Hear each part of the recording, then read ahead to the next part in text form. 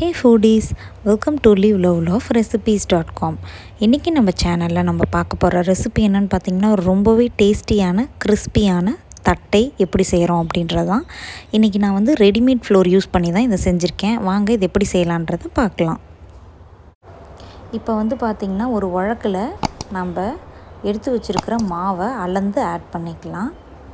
இன்றைக்கி நான் வந்து பார்த்திங்கன்னா பிராமின்ஸ் இடியாப்பம் பொடி தான் யூஸ் பண்ணியிருக்கேன். ஸோ இதில் வந்து பார்த்திங்கன்னா கொழுக்கட்டையும் நல்லா வரும், சீடை அது மாதிரி இந்த இப்போ நம்ம செய்கிற தட்டை இது எல்லாமே சூப்பராக வரும். ஸோ இதில் நான் வந்து 2 கப் ஆட் பண்ணிக்கிறேன். கிட்டத்தட்ட 500 கிராம்ஸ் அளவுக்கு ஆட் பண்ணிக்கிறேன். இப்போ வந்து பார்த்திங்கன்னா இந்த சீடை தட்டை இதெல்லாம் செய்யும்போது மாவில் வந்து சுத்தமாக ஈரப்பதமே இருக்கக்கூடாது. அதனால் இந்த மாதிரி நல்லா வந்து ரோஸ்ட் பண்ணிக்கோங்க. ஒரு லோ மீடியம் ஃப்ளேம்லேயே வச்சுட்டு ரோஸ்ட் பண்ணிக்கோங்க. மாவோட கலர் வந்து சேஞ்ச் ஆகக்கூடாது. மாவு ரோஸ்ட் ஆகிடுச்சு அப்படின்றத இந்த மாதிரி கோடு கிழிச்சு பார்த்திங்கன்னா அழகாக வந்து கோலம் போடுற மாதிரி வரணும். அப்படி வந்துருச்சு அப்படின்னா நம்மளோட மாவு வந்து ப்ரிப்பேர் ஆகிடுச்சின்னு அர்த்தம். இப்போ அந்த மாவை நம்ம வந்து ஆற வச்சுக்கணும். ஸோ ஆறின மாவை இப்போ நம்ம ஒரு பவுலில் ட்ரான்ஸ்ஃபர் பண்ணிக்கலாம். மாவு ரொம்ப சூடாக இருக்கும்போதே எல்லா பொருளையும் ஆட் பண்ணிங்கன்னா நல்லா வராது. அதனால் மாவு வந்து ரூம் டெம்பரேச்சருக்கு வர வரைக்கும் வெயிட் பண்ணிவிட்டு அதுக்கப்புறமா செய்ய ஆரம்பிங்க. இப்போது இதுக்கு தேவையான அளவுக்கு சால்ட் ஆட் பண்ணிக்கலாம். கூடவே காரத்துக்கு தேவையான அளவுக்கு Kashmiri red chilli powder 1.5 teaspoons எடுத்திருக்கேன். காரமான சில்லி பவுடர் 1/2 டீஸ்பூன் எடுத்திருக்கேன். உங்களுக்கு கார்லிக் ஃப்ளேவர் பிடிக்கும் அப்படின்னா ஒரு 2 டீஸ்பூன்ஸ் அளவுக்கு கார்லிக் பவுடர் ஆட் பண்ணிக்கோங்க. நான் இப்போ அதை தான் ஆட் பண்ணியிருக்கேன். இன்கேஸ் உங்கள்கிட்ட பொடியாக இல்லை அப்படின்னும்போது ஒரு 5-6 பல் பூண்டை நல்லா வந்து மைய அரைச்சிட்டு அதுக்கப்புறமா அதை ஆட் பண்ணிக்கோங்க. இல்லை கார்லிக்கோட ஃப்ளேவரே வேணாம் அப்படின்னா அதை நீங்கள் ஸ்கிப் பண்ணிடலாம். இப்போது இது கூடவே நம்ம 2 ஹவர்ஸ் ஊற வச்சுருந்த ஒரு 3 to 4 டேபிள் ஸ்பூன்ஸ் அளவுக்கு கடலைப்பருப்பு ஆட் பண்ணிக்கலாம். இந்த கடலைப்பருப்பை ஆட் பண்ணுறது கூட ஆப்ஷனல் தான். உங்களுக்கு வேணான்னா நீங்கள் ஸ்கிப் பண்ணிடலாம். இதை ஆட் பண்ணோம் அப்படின்னா நல்லா மொறுன்னு கடுக்கு முடுக்குன்னு சாப்பிட்றதுக்கு நல்லாயிருக்கும். அதனால இதை ஆட் பண்ணிக்கிறேன். இப்போ இதில் ஒரு 1 டேபிள் ஸ்பூன் அளவுக்கு ரூம் டெம்பரேச்சரில் இருக்கிற பட்டரையும் ஆட் பண்ணிக்கலாம். இப்போது நறுக்கி வச்சுருக்கிற ஒரு கொத்து கருவேப்பிலையும் ஆட் பண்ணிக்கலாம் ஃப்ளேவருக்காக. இப்போ இது கூடவே நம்ம 2 பொடியை வந்து நம்ம அரைச்சி ஆட் பண்ணணும்.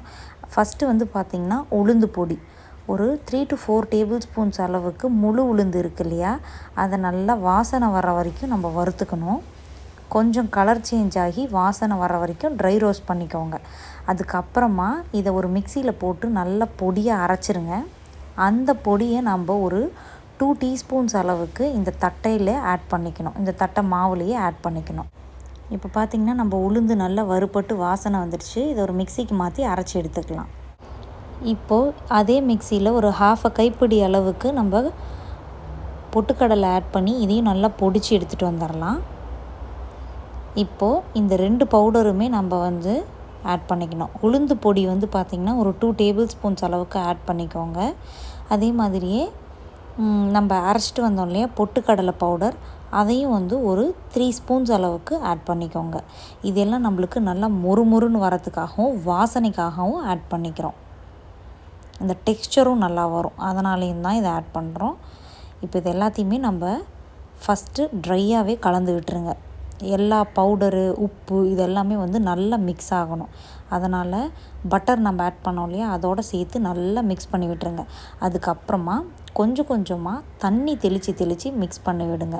இது எல்லாமே சேர்ந்து நல்லா வந்து ஒரு மாவு பதத்துக்கு ஒரே மாசாக திரண்டு வரணும். அந்த அளவுக்கு இதை நம்ம வந்து பிசைஞ்சு விட்டுக்கணும். இப்போ பாருங்கள், நான் கொஞ்சம் கொஞ்சமாக இந்த மாதிரி தண்ணி தெளித்து பிசைஞ்சு விட்டுக்கிறேன். ரூம் டெம்பரேச்சரில் இருக்கிற வாட்டரை யூஸ் பண்ணிக்கலாம். இப்போ ஃபஸ்ட்டு இந்த மாதிரி மாவு வந்து நம்மளுக்கு பிரிஞ்சு தெரியுது பாருங்கள் நம்ம பிசையும் போது. ஆனால் இதெல்லாம் வந்து கரெக்டான பதத்துக்கு வரும்போது எல்லாமே சேர்ந்து இந்த மாதிரி ஒரு மாசாக வருது பாருங்கள். நம்மளுக்கு இந்த மாதிரி வந்ததுனாலே நம்மளோட மாவு வந்து சூப்பராக ரெடி ஆகிடுச்சின்னு அர்த்தம். நீங்கள் தட்டை செய்கிற வரைக்கும் இதை ஒரு ஈரமான துணியை போட்டு மூடி வச்சே செய்யுங்க. அப்போ தான் நம்மளுக்கு இந்த மாவு வந்து ட்ரை ஆகாமல் இருக்கும். இப்போ தட்டை செய்ய ஆரம்பிக்கிறதுக்கு முன்னாடி இந்த மாதிரி ஒரு பாலித்தீன் கவரில் எண்ணெய் தடவிக்கோங்க. மாவை வந்து முன்னாடியே இந்த மாதிரி உருண்டைகளாக பிடிச்சி வச்சிட்டிங்க அப்படின்னா நம்மளுக்கு ஈஸியாக இருக்கும். இந்த மாதிரி ஃப்ளாட்டான ஏதாவது ஒரு பிளேட்டோ இல்லை பவுலையோ வச்சு அழுத்துனீங்க அப்படின்னா நம்மளுக்கு தட்டை ரெடி ஆகிடும். அதுக்கப்புறமா சைட்ஸில் இருக்கிற கிராக்கை மட்டும் நீங்கள் சரி பண்ணிவிட்டு ஒரு தடவை நல்லா அமுக்கி விட்டுருங்க கையில். அதுக்கப்புறமா பூரி மாதிரி உப்பி வராமல் இருக்கிறதுக்காக ஒரு ஃபோக்கை வச்சு ஓட்டை போட்டுருங்க. இப்போது இது எல்லாத்தையுமே எடுத்து பொரிச்சிட வேண்டியதான்.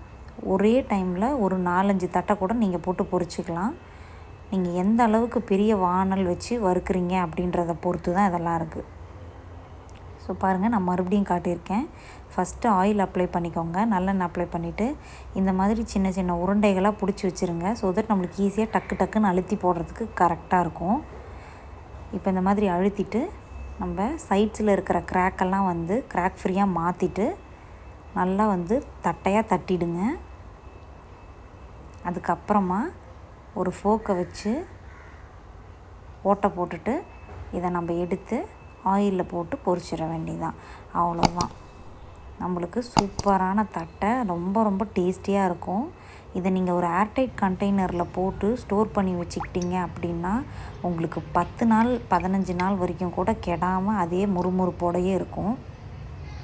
இப்போ பாருங்கள், தேவையான அளவுக்கு எண்ணெய் விட்டுட்டு நம்ம இதை பொரித்து எடுக்க வேண்டியதுதான். இது ரொம்ப கலர் மாற விட்டுறக்கூடாது. ஏன்னா வெளியில் எடுத்ததுக்கப்புறம் ஒரு ஷேடு டார்க் ஆகும். அதனால் கொஞ்சம் ஆரஞ்சு கலர் லைட் ஷேடு வரும்போதே இதை நம்ம எடுத்துடணும். இந்த பபுள்ஸ்லாம் நல்லா அடங்கிடும். அதுக்கப்புறம் ஒரு ஷேடு மாறும். அதுக்கப்புறமா நம்ம எடுத்துடலாம். பாருங்கள், இந்த மாதிரி ஸ்டேஜில் எடுத்துட்டிங்க அப்படின்னா நம்மளோட தட்டை மொறுன்னு சூப்பராக ரெடி ஆகிடும். இந்த ரெசிப்பியை கண்டிப்பாக நீங்களும் ட்ரை பண்ணிவிட்டு எப்படி வந்ததுன்றதை கமெண்ட்ஸில் சொல்லுங்கள். இந்த ரெசிபி உங்களுக்கு பிடிச்சிருந்ததுன்னா மறக்காமல் நம்ம சேனலை சப்ஸ்கிரைப் பண்ணுறதோடு மட்டும் இல்லாமல் உங்கள் ஃப்ரெண்ட்ஸ் அண்ட் ரிலேட்டிவ்ஸ்க்கும் ஷேர் பண்ணுங்கள். தேங்க்ஸ் ஃபார் வாட்சிங்.